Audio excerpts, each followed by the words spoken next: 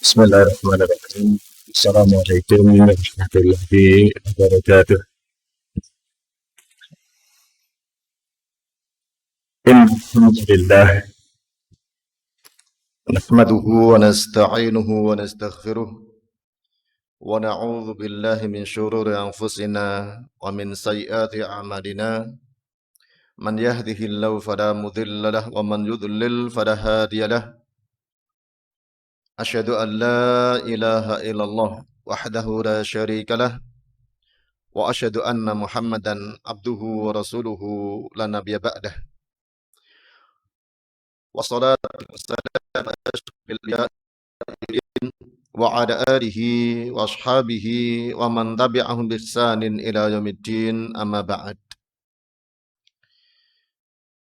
Hadirin kaum muslimin wal muslimat, bapak-bapak dan ibu-ibu jamaah Masjid Al-Amin rahimani wa rahimakumullah. Alhamdulillah, kita senantiasa bersyukur kepada Allah Subhanahu wa taala dengan lisan kita memuji Allah, ucapan alhamdulillah, segala puji bagi Allah. Segala pujian, segala hal yang baik itu bagi Allah Subhanahu wa taala. Pengakuan dari dalam hati bahwa semua yang kita dapatkan dari Allah Subhanahu wa taala. Ini juga bentuk bersyukur dengan hati. Kemudian diiringi bersyukur dengan anggota badan kita, memanfaatkan semua pemberian Allah dalam perkara-perkara yang Allah Ta'ala ridhoi. Seringkali kita belum bisa mensinkronkan tiga unsur bersyukur ini. Kadang ucapannya alhamdulillah, hati ngakui nikmat dari Allah, tapi sesekali kita terjatuh dalam perbuatan yang membuat Allah Ta'ala murka. Zat yang telah memberikan nikmat, nikmatnya digunakan untuk Allah murka. Mata kita, telinga kita, mulut kita, tangan kita, itu nikmat yang seringkali disalahgunakan oleh kita. Harusnya untuk membuat Allah Ta'ala ridho, malah kadang membuat Allah Ta'ala murka. Mulut kita keluarnya kata-kata yang tidak baik, ya, cacian, hinaan, atau ungkapan tentang agama tanpa ilmu, dan seterusnya. Mata kita yang harusnya untuk melihat yang halal, seringkali jatuh pada penglihatan yang haram. Telinga kita yang harusnya untuk mendengarkan hal-hal yang baik, seringkali juga mendengar hal-hal yang diharamkan dalam agama ini. Belum lagi tangan kita, belum lagi hati kita, pikiran kita, kaki kita. Itu yang ada dalam diri kita, belum nikmat yang di luar. Termasuk udara segar ini, oksigen yang kita hirup, semuanya itu nikmat dari Allah Subhanahu wa taala yang terkadang malah justru kita bermaksiat kepadanya.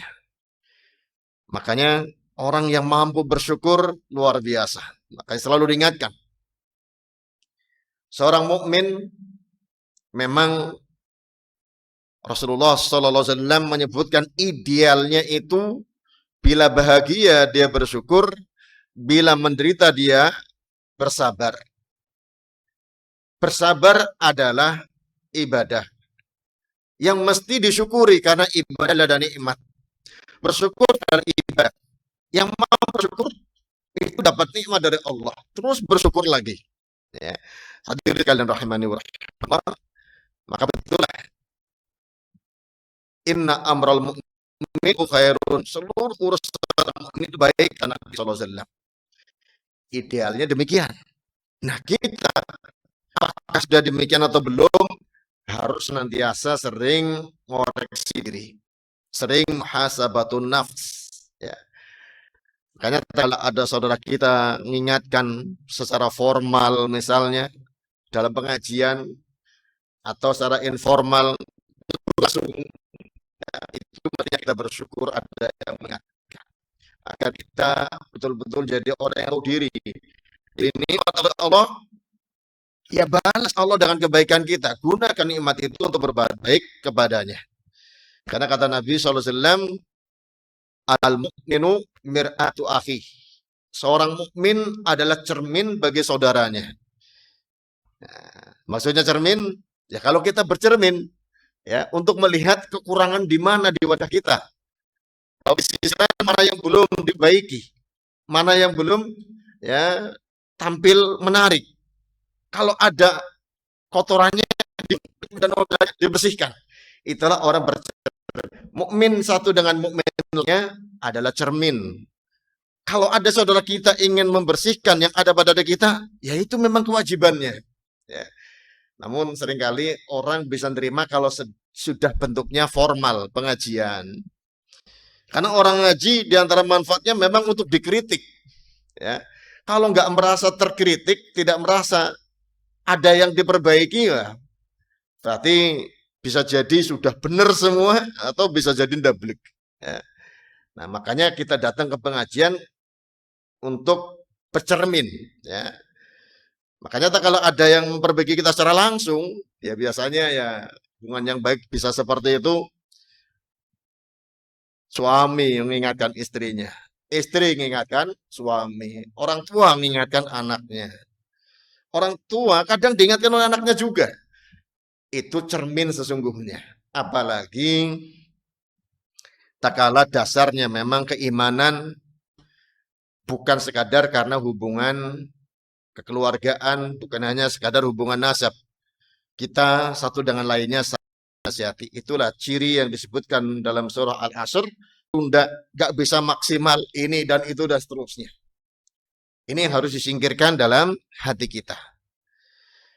Dan insya Allah kita kesempatan kali ini melanjutkan kajian kita dari kitab Riyadhus Shalihin, bab yang ke-93, babun nadbi ila diyanis shalah wal ilmi wa nahwihima minal ibadati bisakinati wal waqar.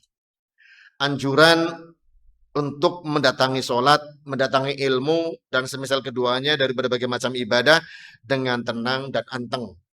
Nah, ringkasnya bahwa tak kala kita berangkat ke tempat-tempat ibadah, menunaikan ibadah, jangan gerasa gerusu, jangan gaduh, ya.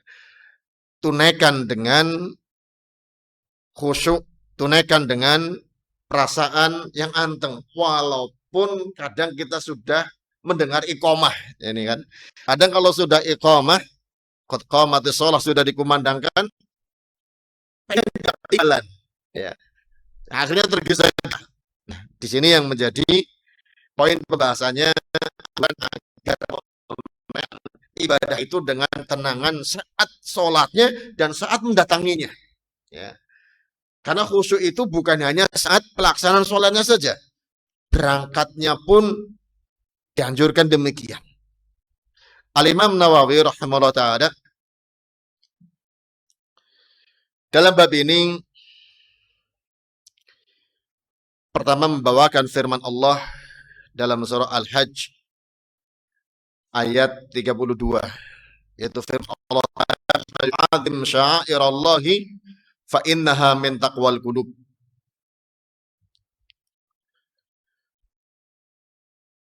Barang siapa yang mengagungkan syiar-syiar Allah, maka sungguh itu termasuk ketakwaan hati. Termasuk tanda ketakwaan hati seseorang.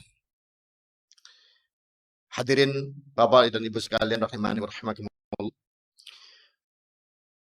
Kalau kita menghadiri ya, pertemuan orang-orang penting, kita sering diingatkan, harap tenang, jangan gaduh, jangan berisik.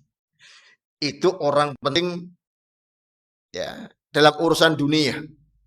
Misalnya ada kunjungan presiden ke sini. Maka tamu yang hadir dari jauh-jauh sudah diingatkan, jalannya tenang, jangan gaduh, jangan berisik. Karena ada orang terhormat di sana. Bahkan pas pampresnya sudah jaga beberapa ring istilahnya ya. Dari ring paling luar, ring tengah, ring dalam, ring paling dekat dan seterusnya. Kenapa? Menghormati orang yang mulia. Menghormati kegiatan orang yang mulia. Menghormati komunikasi dengan orang yang mulia. Harus dengan khusyuk, dengan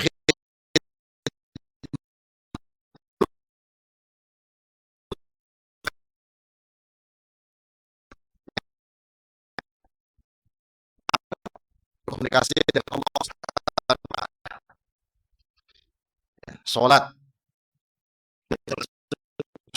Allah di antara sekian banyak syiar yang paling banyak ditunaikan. Ya. Salat 5 waktu bagi kita laki-laki adalah berjamaah. Ya. Kadang-kadang kita lebih bisa menghargai ya, tamu yang dianggap ya pejabat, dianggap terhormat. Ya. Padahal ada yang kita komunikasikan langsung. Ya. Zikir kita, doa kita, dalam sholat kita dengan Allah Subhanahu wa Ta'ala, Zat yang Maha Agung. Yang harusnya perasaan kita tak kala mendatangi masjid untuk sholat, syiar Islam yang ya paling menonjol. Ya syiar Islam banyak, ya haji syiar, puasa syiar. Tapi yang paling menonjol bahkan menjadi pembeda antara muslim dan kafir, ya sholat. Maka orang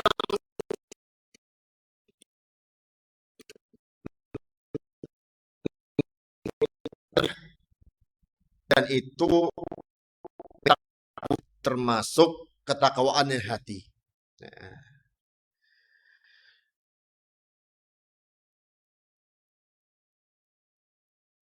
Mengagungkan syiar Islam ini juga disebutkan oleh Allah Subhanahu wa Ta'ala dalam surah Al-Hajj ayat 30-nya sebelumnya dengan menyebutkan wa ma yu'azzim hurmatillahi wa fa khairul lahu 'inda rabbih. Barang siapa yang mengagungkan hal-hal yang dimuliakan oleh Allah Subhanahu wa Ta'ala, itu kebaikan bagi dia di sisi Rabb-nya. Hal yang dimuliakan oleh Allah Subhanahu wa Ta'ala tentunya banyak.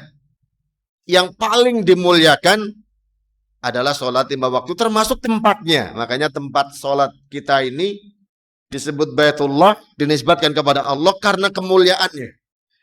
Disebut sebagai tempat di muka bumi yang paling afdal adalah masjid. Ya. Maka tiap kita muslim wajib memuliakannya, diantaranya dengan ketenangan, dengan sikap anteng takala menuju, apalagi takala sudah berada di dalamnya. Berangkatnya saja, menujunya saja diperintahkan dengan anteng, dengan tenang, tidak gaduh, tidak berisik, ya. Apalagi takala sudah di dalamnya. Semua itu karena mengagungkan Allah Subhanahu wa Ta'ala, mengagungkan ibadah kepada Allah Subhanahu wa Ta'ala. Terkadang itulah ya pikiran kita yang terlihat, yang nampak langsung, itu yang lebih banyak menarik untuk dihormati. Padahal ya, Allah Subhanahu wa Ta'ala lebih berhak lagi. Hanya saja tidak nampak, tapi sangat diyakini oleh orang mukmin keberadaannya. Ya. Kita selalu sholat 5 waktu karena meyakini kita harus berkomunikasi kepada Allah di tempat ini. Ya. Dengan sholat kita. Kemudian Rasulullah SAW dibawakan hadisnya oleh Imam Nawawi rahimahullah ta'ala dari sahabat Abu Hurairah radhiyallahu anhu. Sahabat Abu Hurairah radhiyallahu anhu mengatakan, aku mendengar Rasulullah SAW bersabda, idza uqimatis sholatu fala ta'tuha wa antum tas'auna. Jika telah dikumandangkan iqamatus sholat, janganlah kalian mendatangi sholat dalam keadaan kalian lari tergesa-gesa. Waktuha, datangilah sholat itu wa antum tamshuna, dalam keadaan kalian jalan kaki, gak perlu lari. Wa alaikum as-sakinah, kalian tetap wajib untuk tenang walaupun sudah iqamah. Yang ada dalam pikiran kita kan nanti ketinggalan banyak, ya. Nanti gak dapat rakaat pertama misalnya. Kata Nabi SAW, fama adraktum fasollu, yang kalian jumpai dari imam, ya ikut gabunglah sholat bersamanya. Wa ma fatakum fa'atimmu. Dan yang terluputkan oleh kalian, ya sempurnakan. Hadis ini muttafaqun alaih. Diterangkan oleh Asy-Syaikh Al-Utsaimin rahimahullah ta'ala, bila telah dikumandangkan sholat, janganlah kalian mendatanginya dalam keadaan kalian tergesa-gesa berlari-lari. Ini menunjukkan bahwa iqamatus shalah terdengar dari luar masjid. Terdengar dari luar masjid. Karena memang sebagian masjid terkadang azan itu dikeraskan dengan mikrofon, ya, dengan toa, sedangkan iqamahnya tanpa mikrofon. Tidak diperdengarkan keluar masjid, cukup di dalam masjid. Karena ada memang sebagian ulama yang mengatakan azan untuk manggil orang dan sekaligus untuk memberitahu, ya, hingga tak kala orang sudah berkumpul di dalam masjid, untuk iqamah nggak perlu suara luar karena orang sudah kumpul di dalam masjid. Ini sebagian yang mengatakan afdal kalau iqamah nggak pakai speaker. Ya. Tapi kata Syekh Utsaimin, bukan berarti kalau pakai speaker itu terlarang. Nyatanya di zaman Nabi SAW, iqamah pun terdengar dari luar. Ya, sekarang pun demikian.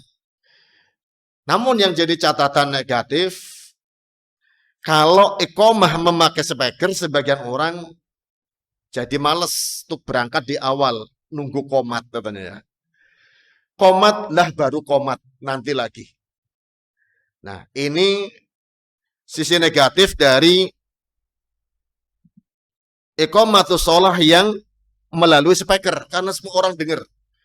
Makanya kadang-kadang di rumah itu anak-anak terutama ya, suruh ke masjid, nantilah baru adzan belum qomat. Ya.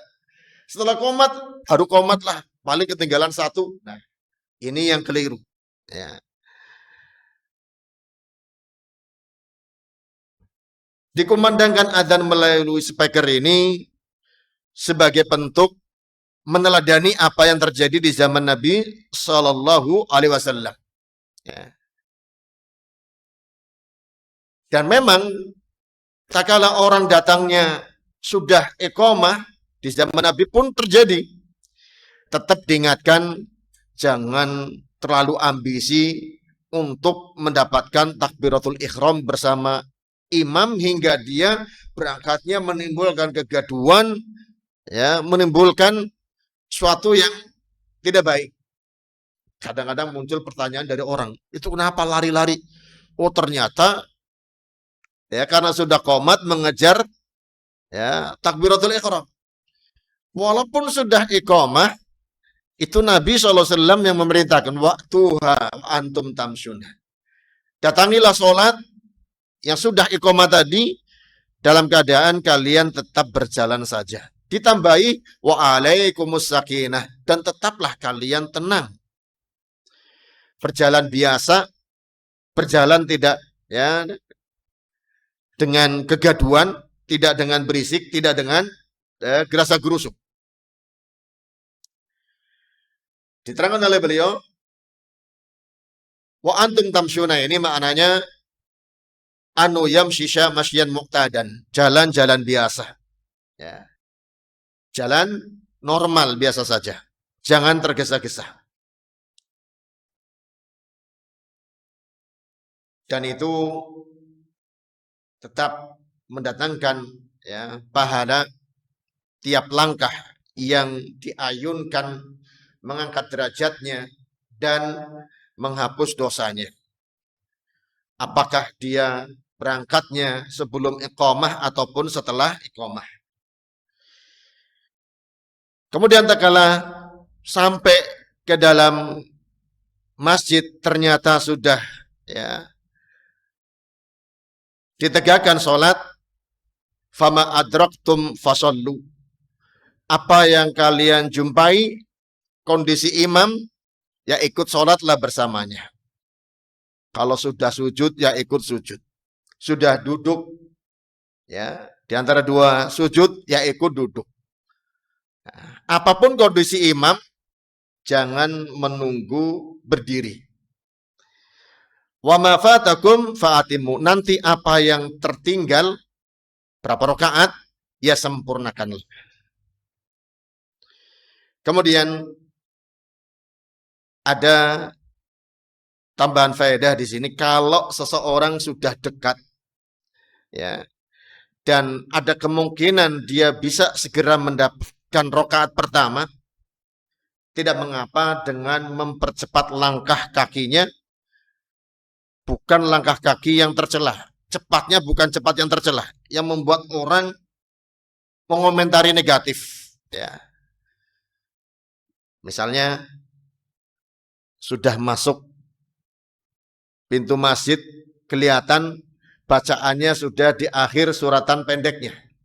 Hampir mau rukuk. Dia mempercepat langkahnya. Nah, tidak masalah. Ya. Ingin mendapatkan rakaat pertama. Tapi kalau iqomah terdengar masih 100 meter di ke masjid, dia tergesa-gesa. Nah ini, apalagi kebanyakan sekarang pakai kendaraan. Atau pakai sepeda misalnya ya. Dengan tergesa-gesa, apalagi ini di kota, bisa jadi rawan terjadi kecelakaan. Makanya Nabi SAW menganjurkan tetap berjalan normal, biasa saja. Ya. Ini faedahnya Masya Allah. Ya. Karena seringkali terjadi kecelakaan itu tak kala orang tergesa-gesa. Ya. Disebutkan al-ajalatu minasyaitan. Tergesa-gesa itu merupakan bisikan-bisikan dari syaitan.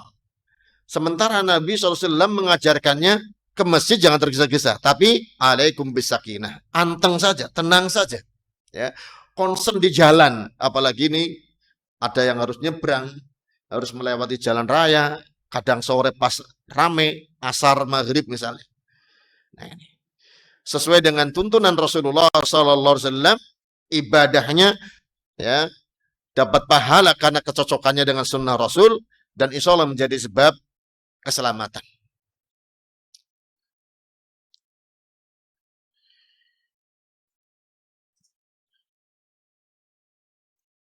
Kemudian hadirin sekalian rahimani wa rahimakumullah, dari hadis ini ada beberapa faedah. Ya. Di samping ada tambahan riwayat, sebelum kita bawakan faedahnya, dalam tambahan riwayat Imam Muslim disebutkan, fa inna ahadakum idza kana ya'midu ila salati fa huwa fi salatin. Sungguh salah satu kalian bila sedang menyengaja menuju salat, maka dia fi salatin, sudah berpahala dalam salat. Ya, makanya jangan target harus dapat takbiratul ihram karena berangkatnya sudah iqomah. Kalau ingin mendapatkan takbiratul ihram bersama imam, ya berangkatnya saat azan atau bahkan sebelum azan. Kalau memang ada kondisi di rumah yang membuat terlambat, ya tenang saja. Jalannya dia sudah ibadah sebagaimana ibadah sholat.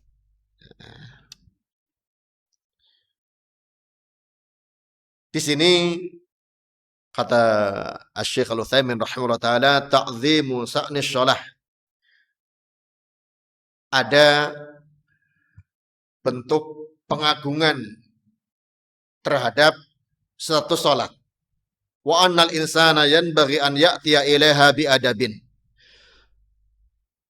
Seorang mestinya mendatangi salat ini dengan adab. Wa khusyu'in, dengan khusyuk. Wa sakinatin, wa waqarin, dengan tenang dan anteng. Ya. Adabnya ya ini, tenang, anteng, khusyuk. Ya. Tidak gaduh, tidak berisik, tidak tergesa-gesa.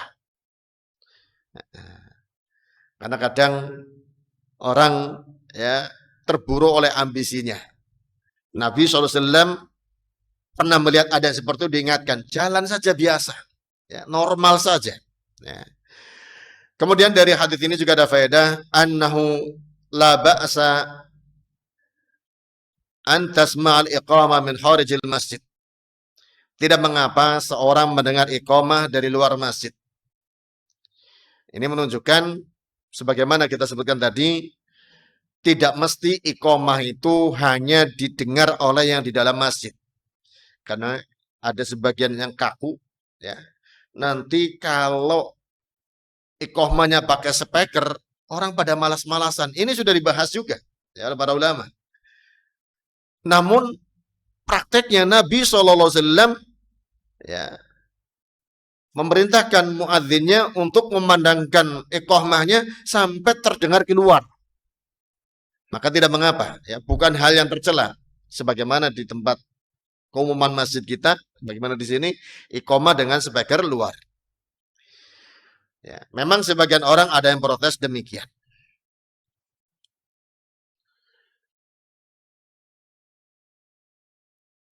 Diterangkan oleh beliau lebih lanjut, sesuatu yang ya kalau dikhawatirkan itu mendatangkan dosa dengan diperkeraskan suaranya, nah itu baru dihindari. Misalnya apa? Ya, kalau iqamah tidak mengandung dosa, ya, karena justru dilakukan oleh Nabi SAW. Yang mengandung dosa dengan memperkeraskan suara, apalagi dengan speaker, tak kala bacaan sholat imamnya dimasukkan dalam speaker. Apa di Purwokerto ada sholat bacaan imamnya? Kalau yang jahar ya sampai ya Fatihahnya, suratannya, semuanya dimasukkan dalam speaker. Ada nggak kira-kira? Oh, kalau speaker dalam masih bisa dimengerti lah ya, karena yang belakang mungkin nggak dengar. Apalagi nanti bulan Ramadan, ya, bacaan tarawih pakai speaker luar. Ya, ini yang tercela. Kalau hanya speaker dalam, ya itu malah kadang menjadi tuntutan kemaslahatan. Tarawih zamannya banyak sampai ke belakang, kalau nggak dengar apa yang dibaca oleh imam, ya gaduh akhirnya. Ya, apalagi tak kala ada sujud tilawah kadang-kadang ya. Nah, maka mesti yang belakang pun mendengarnya. Yang jadi catatan di sini kalau bacaan imam sampai masuk speaker luar. Apalagi sholat tarawih sampai malam. Karena ini mengganggu orang yang berada di lingkungan masjid. Bisa jadi ada orang tua yang tidak mampu untuk berjamaah karena sudah uzur. Bisa jadi ada anak-anak kecil yang belum punya kewajiban ke masjid. Bisa jadi ada ibu-ibu yang kecapean. Ada orang sakit yang harus istirahat dan seterusnya. Ini yang satu kelihatannya baik, sebagian orang anggap baik, tapi tercela. Ya. Karena ibadah harusnya mendatangkan manfaat, mendatangkan ketenteraman, bukan mengganggu dan menyakiti orang-orang lain yang belum tentu punya kewajiban untuk itu. Bisa jadi ada non-muslim di sekitar masjid yang perlu istirahat. Ya. Jangan sampai ibadah kita dicela karena menimbulkan gangguan. Bulan Ramadan biasanya ada yang ya, tadarus. Harusnya tidak perlu menjadi sebab gangguan bagi yang lain dengan tidak memasukkan suaranya ke speaker luar. Cukup dengan speaker dalam. Itu pun kalau tadarus sifatnya yang mestinya belajar bersama. Hadirin sekalian rahimani wa rahimakumullah. Imam Malik rahimahullah ta'ala menyebutkan suatu riwayat bahwa Nabi SAW pernah keluar di suatu malam menuju ke masjid, ternyata dijumpai beberapa sahabat sedang sholat. Ini sholat sunnah. Wa yajharuna bil qiraah. Mereka mengeraskan bacaannya. Bacaan yang keras yang terdengar sampai luar masjid. Nabi SAW kemudian mengatakan, innal musalliya yunaji rabbah. Orang sholat itu berbisik dengan doanya kepada Tuhannya. Falyanzur bima yunaji bihi. Perhatikan apa yang dia panjatkan dalam munajatnya kepada Rabbnya. Wala yajhar ba'thukum ala ba'tin bil Qur'an. Janganlah sebagian kalian mengeraskan bacaannya kepada yang lain dengan bacaan Qur'annya. Itu di zaman Nabi SAW belum ada mikrofon. Ya. bacaan keras dengan suara normal tanpa bantuan pengeras suara. Nabi mengingatkan, ya, janganlah sebagian mengganggu sebagian yang lain dengan kerasnya suara dengan bacaan Quran. Hadirin sekalian rahimani wa rahimakumullah. Hadis riwayat Imam Malik ini mengingatkan kepada kita mengganggu orang lain walaupun dengan sesuatu yang kita anggap baik, dengan sesuatu yang dianggap ibadah, tetap itu gangguan yang terlarang. Ya.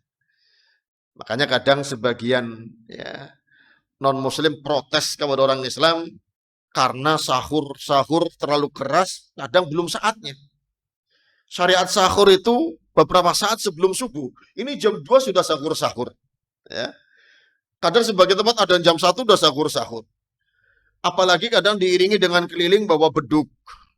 Sekarang beduknya dimodif jadi ada musiknya waliyadzubillah ya. Ini bukan tuntunan agama Islam. Sahur itu terbaik adalah sesaat sebelum waktu subuh. 15 menit sebelumnya. 10 menit sebelumnya ya. Hingga juga manfaatnya setelah sahur enggak kemudian tidur lagi. Ya. Tinggal menunggu beberapa saat lagi masuk waktu subuh.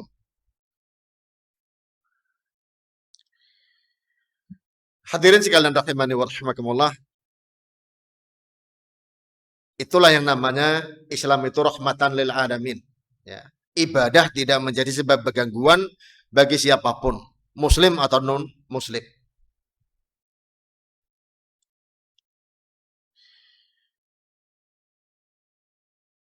Kemudian hadirin sekalian rahimani wa rahimakumullah, disebutkan berikutnya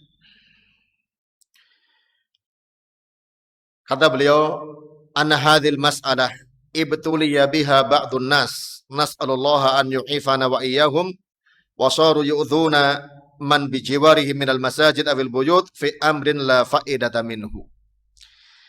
Permasalahan ini kalau di negeri kita ini sempat viral berapa kali ya, protes non muslim kepada orang yang bangunkan sahur ya. Bahkan yang beliau sebutkan mengeraskan bacaan Al-Quran lewat mikrofon itu musibah yang menimpa kepada kaum muslimin, yang karena ini menimbulkan gangguan kepada tetangga masjid yang bisa jadi mereka memang butuh istirahat, baik mereka muslim ataupun non muslim ya, dengan suatu yang tidak ada faedahnya, apalagi bisa jadi suatu yang terlarang dalam agama ini ya, dengan sholawatan ya, yang tujuannya ibadah, salawatnya kadang tidak sesuai tuntunan dan caranya mengganggu masyarakat. Akhirnya yang dicela orang Islam, yang dicela adalah ibadahnya, sholawatannya. Waliyadzubillah. Kemudian faedah yang berikutnya dalam hal ini terkait dengan sabda Nabi SAW tadi, bila seorang masuk ke dalam masjid sedangkan imam sedang rukuk, ya sudah selesai bacaan suratan setelah Fatihah, atau ya di rakaat ketiga keempat, sholatnya 4 rakaat atau sholat ketiga di sholat maghrib, ya setelah di saat sedang rukuk, fakabbir takbiratul ihram, maka orang yang terlambat tadi sebelum masuk rukuk bertakbir dulu takbiratul ihram. Karena sholat itu kuncinya adalah suci, yang mengharamkannya adalah takbir, yang menghalalkannya adalah salam. Ya. Kata Nabi SAW, as-salatu miftahuhat tahur, wa tahrimuha takbir, wa tahliluha at-taslim. Kunci sholat itu bersuci. Kalau sudah pegang kuncinya, yang mengharamkannya adalah takbir. Hanya sudah Allahu Akbar, yang tadinya ngomong itu halal jadi haram. Gerak-gerik ke sana kemari tadinya itu halal menjadi haram. Makan itu halal tapi jadi haram di dalam sholat. Tahliluha taslim. Ya. Penghalalannya kembali ucapan assalamualaikum. Maka siapapun yang terlambat masuk masjid, imam sudah ya, dalam posisi ruku ataupun apapun, takbiratul ihram dulu, Allahu Akbar. Takbiratul ihram itu bukan ngangkat tangannya, tapi ucapan Allahu Akbarnya. Ya.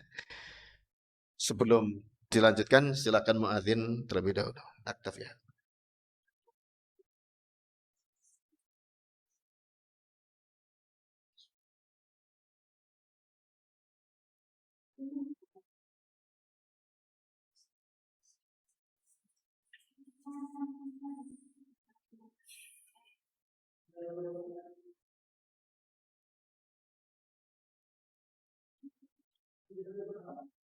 Udah. Ya, nanti kapan-kapan dengerin ya. Nanti saya ngomong supaya. Ya, enggak apa-apa.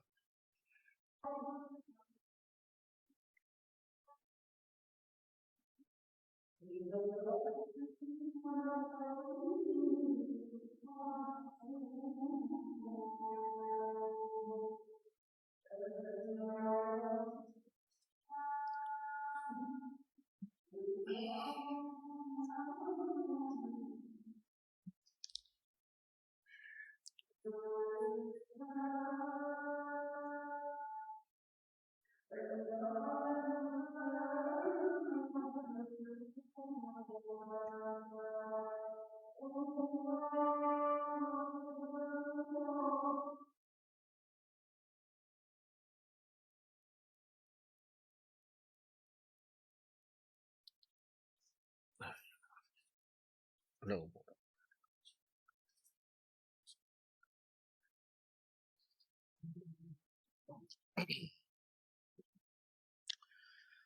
Hadirin kaum muslimin wal muslimat rahimani wa rahimakumullah. Ini suatu yang terkadang luput dari kita tak kala kita masbuk, tertinggal ya dalam sholat berjamaah. Kita sebagai makmum tetap harus takbiratul ihram. Takbiratul ihram itu bukan hanya bagi imam, semua makmum pun demikian. Mengucapkan Allahu Akbar. Adapun ngangkat tangannya itu sunnah, ya. Afdal dilakukan, ya, dengan berbagai cara. Ada yang sampai di atas telinga, jarinya yang segini, kadang ada yang cukup segini, ya, dengan berbagai modelnya. Tapi yang paling pokoknya ucapan Allahu Akbarnya. Ternyata kalau seorang masuk ke dalam masjid, imam sudah ruku, maka takbiratul ihram dulu sebelum dia ikut ruku. Tanpa takbiratul ihram, maka sholatnya tidak sah. Ya. Kalau dia menjumpai imam sedang ruku, kemudian dia takbiratul ihram lalu ikut ruku, maka sudah dianggap dapat 1 rakaat. Di sini kita cukup mengimani dan mengikuti tuntunan Nabi SAW. Karena dalam keterangan lain bahwa sholat tidak sah kecuali dengan Fatihatul Kitab, dengan baca Al-Fatihah. Sementara kalau kita menjumpai imam sedang ruku, gak sempat baca Al-Fatihah. Tapi itulah keterangan dari Nabi, kalau orang menjumpai ruku, hanya membaca bacaan doa ruku, ya, setelah takbiratul ihram tentunya sudah dianggap mendapatkan 1 rakaat. Adapun kalau imam sudah bangkit dari ruku menuju i'tidal, ya kita Allahu Akbar, takbiratul ihram, ikut i'tidal. Tapi dianggap sudah ketinggalan 1 rakaat. Nanti menyempurnakan setelah selesainya. Hadirin sekalian rahimani wa rahimakumullah. Sebagian kita kadang, sebagian ya, muslim itu menganggap tanggung. Ini jamaah bersama imam sudah sujud yang kedua. Nanti bangkit berdiri. Tunggu saja berdiri. Kalau dia tidak melakukan apa-apa, nggak ada keperluan, menjumpai imam bersama jamaah sedang sujud, ya ikut sujud. Walaupun hanya sebentar kemudian bangkit berdiri. Pertama itu tuntunan Nabi SAW merintahkan demikian. Yang kedua dia mendapatkan keutamaan sujud. Walaupun tidak sempurna. Nah, ini yang diingatkan. Tapi sebelum sujud, sekali lagi diingatkan, ucapkan Allahu Akbar sebagai bentuk takbiratul ihram. Nah, ini yang kadang sebagian makmum masbuk ini terlewat mengucapkan Allahu Akbar. Langsung turun sujud atau langsung ikut ruku atau kondisi apa imam dan jamaah ngikuti. Ngikutinya sudah benar. Cuma yang perlu diperhatikan baca Allahu Akbar. Karena itulah tahrimnya. Maka dikatakan takbiratul ihram. Takbir yang mengharamkan. Ini yang sering dikatakan salah kaprah. Salah tapi sudah umum. Ya. Banyak di tengah orang Islam masbuk, apalagi karena tergesa-gesa tadi. Ya. Pikirannya gimana segala nyusul bersama imam. Jadi lupa takbiratul ihram.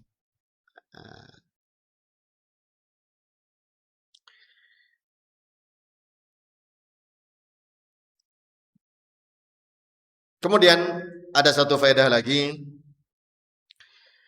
Kata Syekh Utsaimin rahimahullah taala, wa idza ataita wa huwa fit tasyahhudil akhir. Bila seorang datang ke masjid, imam dan jamaah sedang tasyahud akhir, ya, sudah tahiyat akhir. Apa yang mesti dilakukan? Kata beliau, fanzur, perhatikan. Fa in kana hunaka jamaah fala tadkhul ma'ahu. Kalau dia bersama yang lain, ya jangan ikut gabung bersama jamaah yang sudah tahiyat akhir. Ya. Karena tidak mendapatkan satu rakaat. Kalau kita menjumpai imam sedang tahiyat akhir kan nggak dapat satu pun rakaat kita. Ya. Karena Nabi SAW mengatakan, man adraka rakaatan minas sholati faqad adraka sholah. Siapa yang menjumpai satu rakaat dari sholat, dia menjumpai sholat keseluruhannya. Nah, kalau sedang tahiyat akhir, kata beliau, ya perhatikan. Kalau kemungkinan dia bisa berjamaah, oh masih ada yang wudu di belakang. Masih ada yang masbuk bersama dia. Ya jangan ikut gabung dengan yang sudah tahiyat akhir. Bikin jamaah nunggu ini, ya nggak lama kemudian salam, kemudian jamaah bersama yang tertinggal lagi. Adapun kalau dia melihat nggak ada siapapun, datang sendirian, tempat wudhu kosong, di halaman kosong, ya ikut tahiyat akhir bersama jamaah yang sedang berlangsung. Hadirin sekalian rahimani wa rahimakumullah, ini yang ya penting bagi kita. Terkadang ya sungkan jadi imam, ayo kita gabung yang sedang tahiyat akhir. Ya, padahal diingatkan itu nggak dapat ya jamaah. Ya, memang dia ikut duduk berjamaah, tapi pahalanya sebagaimana yang disebutkan oleh Nabi SAW bukan pahala sholat berjamaah secara sempurna. Mestinya biarkan itu salam karena sudah tahiyat akhir, dia berjamaah bersama yang tertinggal bersama dia. Nah, sebagian kita kadang-kadang nanti daripada jadi imam, mending ikut ya jamaah yang sedang tahiyat akhir. Ya. Sungkan-sungkan untuk jadi imam.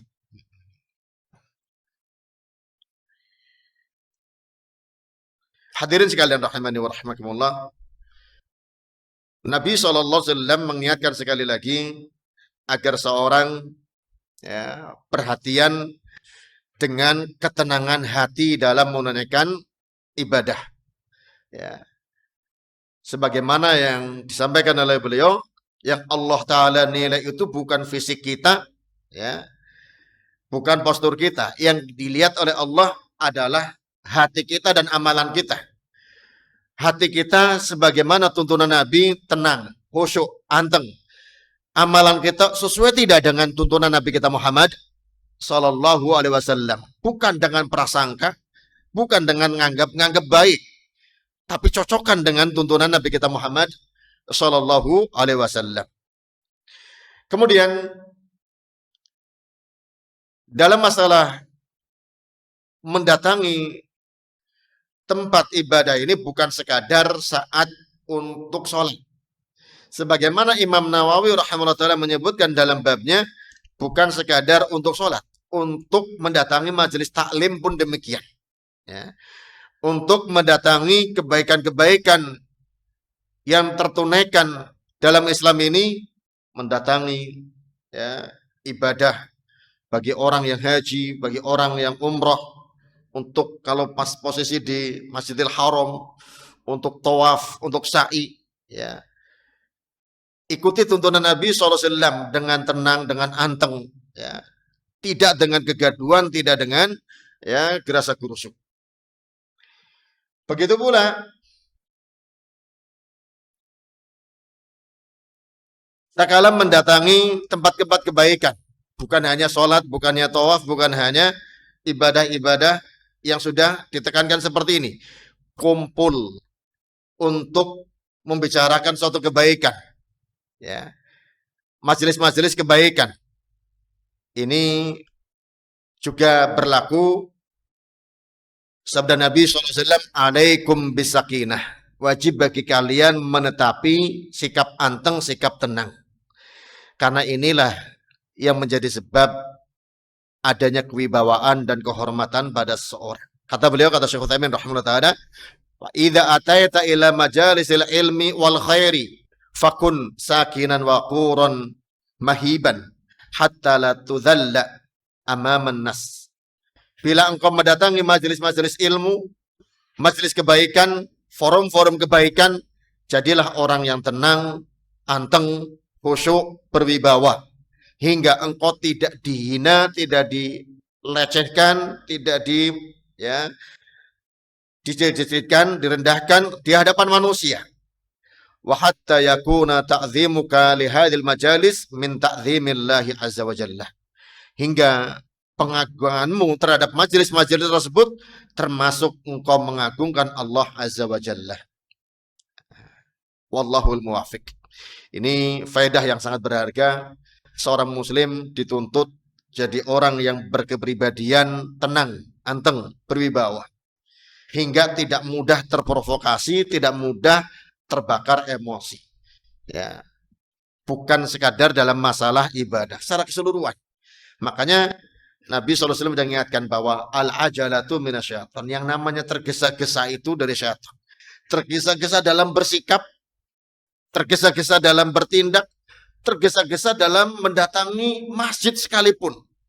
Itu bukan kebaikan. InsyaAllah ini yang bisa kita sampaikan pada kesempatan siang malam ini. Semoga bermanfaat bagi kita semuanya. Wallahu ta'ala a'lam bissawab. Subhanakallahumma wa bihamdik. Asyhadu an la ilaha illa anta astaghfiruka wa atubu ilaik. Wassalamualaikum warahmatullahi wabarakatuh.